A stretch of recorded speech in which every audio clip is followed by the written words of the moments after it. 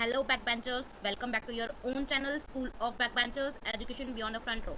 Well, in this video we'll continue our chapter planning of class 12 business studies, and this is the second part of that series. And before starting, requesting you again, if you haven't subscribed my channel yet, then please subscribe and hit the bell icon so that you don't miss out on new concept and new videos of my channel. Let's continue. So guys, we know everything has some pros and some cons, है ना. तो ऐसे ही planning के कुछ importance है जो हमने last video में पढ़े थे, वैसे ही कुछ लिमिटेशंस भी हैं जो हम इस वीडियो में पढ़ने वाले हैं. अब ये जो लिमिटेशंस हैं ये दो तरीके की हो सकती है, इंटरनल एंड एक्सटर्नल. तो पहले बात करते हैं हम इंटरनल लिमिटेशंस ऑफ प्लानिंग.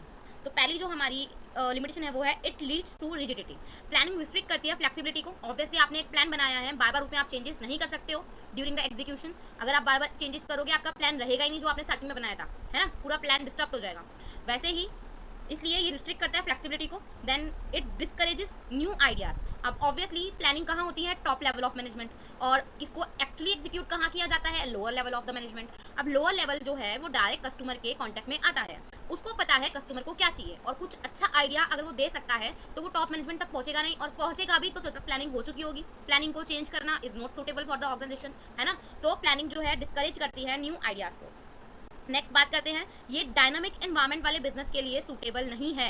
अगर ऐसा कोई बिजनेस है जिसका जो एनवायरनमेंट है वो बहुत ही ज़्यादा चेंज होता है, बहुत फ्रिक्वेंटली चेंज होता है, तो प्लानिंग काम नहीं करेगी, क्योंकि आपको नहीं पता नेक्स्ट पल एनवायरनमेंट में क्या होगा, चेंज हो जाएगा. तो आपको फिर कुछ new course of action choose करने पड़ेंगे, वो आपकी प्लानिंग के अकॉर्डिंग नहीं रहेंगे. It involves huge cost. Making plans involves high expenses. Like अगर हम बात करें, आपने क्या किया, लंबी से प्लानिंग कर लिया आपने, 2-3 साल की प्लानिंग करने के लिए आपने किसी कंसल्टेंट को रख लिया. आपने उस कंसल्टेंट को बहुत हाई अमाउंट के अंदर फीस दी है, ठीक है, प्लानिंग करने के लिए. अब प्लानिंग अभी बनी भी नहीं है, एग्जीक्यूट भी नहीं हुई है, आपके प्रोडक्शन में, आपके प्रोसेस के अंदर आपको बेनिफिट भी नहीं हुआ प्लानिंग का, उससे पहले ही आपको इतनी ज़्यादा कॉस्ट हो गई उसकी, है ना. तो प्लानिंग जो है इन्वॉल्व करती है ह्यूज कॉस्ट को, क्योंकि चीज़ों को रिसर्च करने में, है ना, उसके अकॉर्डिंग चीज़ों को डिसाइड करने में बहुत टाइम जाता है, बहुत पैसा जाता है, ठीक है. नेक्स्ट है टाइम कंज्यूमिंग. प्लानिंग ऑब्वियसली बहुत सारी चीज़ों को R&D करोगे आप, उसके बाद ही डिसाइड करोगे क्या क्या कब कब करना है, ठीक है. तो टाइम कंज्यूमिंग तो है ही. मान लो आपने बहुत अच्छी प्लानिंग करी है कुछ नए प्रोडक्ट को लॉन्च करने के लिए, लेकिन आपकी प्लानिंग को आप लॉन्च कर पाते, आप उसको एग्जीक्यूट कर पाते, अपने प्रोडक्ट को लॉन्च कर पाते, उससे पहले ही आपके कॉम्पिटिटर ने वही सेम प्रोडक्ट को लॉन्च कर दिया, उसकी डिमांड बढ़ जाएगी, आपका प्रोडक्ट तो अभी गया ही नहीं है मार्केट के अंदर, प्लानिंग में टाइम चला गया सारा का सारा. तो प्लानिंग जो होती है वो टाइम लेती है और आपके एक्शंस को डिले कर सकती है. देन क्रिएटिविटी को रिड्यूस करती है. अब मैंने बताया ना कि टॉप लेवल पर जो मैनेजमेंट है वो प्लानिंग कर रही है, लेकिन एक्चुअली जो उसका एग्जीक्यूशन हो रहा है वो लोअर लेवल पर हो रहा है ना. वो ज़्यादा अच्छे इनोवेटिव आइडियाज दे सकते हैं, क्योंकि कस्टमर के डायरेक्ट कॉन्टैक्ट में वो लोग आ रहे हैं, है ना. प्रोडक्शन करने के डायरेक्ट कॉन्टैक्ट में वो लोग आ रहे हैं, डायरेक्टली जुड़े हुए हैं वो लोग, वो अच्छे आइडिया दे सकते हैं. लेकिन प्लानिंग टॉप मैनेजमेंट कर रहा है, और ऑब्वियसली ज़्यादातर ये भी होता है कि वो लोअर लेवल वाला अगर एम्प्लॉय जो आपको आइडिया दे रहा है तो आपको लगेगा कि वो उसका आइडिया काम नहीं करेगा, है ना. वो अपने ही प्लानिंग कर रहे हैं तो अपने अकॉर्डिंग करेंगे, तो वो डोमिनेट भी करने की कोशिश करते हैं चीज़ों को, वो उनके सजेशन को एक्सेप्ट भी नहीं करते हैं.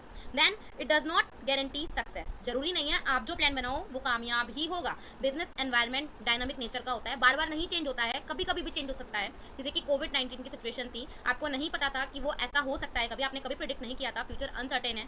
तो प्लानिंग आपकी जरूर कामयाब ही होगी, सक्सेसफुल ही होगी, ऐसा जरूरी नहीं है. ओके गाइस, जैसे कुछ इंटरनल लिमिटेशन हमने पढ़ी है, वैसे ही हमारी कुछ एक्सटर्नल लिमिटेशंस भी हैं जो हमारे बिजनेस एनवायरनमेंट के बाहर होती हैं, है ना. तो बाहर से हमारे बिजनेस को अफेक्ट करती है, जैसे कि गवर्नमेंट पॉलिसीज़ का चेंज हो जाना, पूरे प्लान को फेल कर सकता है, आपके प्लान के लिए सूटेबल नहीं है वो गवर्नमेंट पॉलिसी जो चेंज हुई है. किसी नेचुरल डिजास्टर का हो जाना, अर्थक्वेक हो जाना, फ्लड का हो जाना, है ना. कॉम्पिटिटर्स की स्ट्रेटेजी में चेंज आ जाना, उन्होंने अपनी स्ट्रेटेजी में चेंज कर लिया है, और जो आउटकम आए हैं उनके लिए तो फायदेमंद रहे हैं, लेकिन आपके लिए नुकसानदायक हो गए हैं.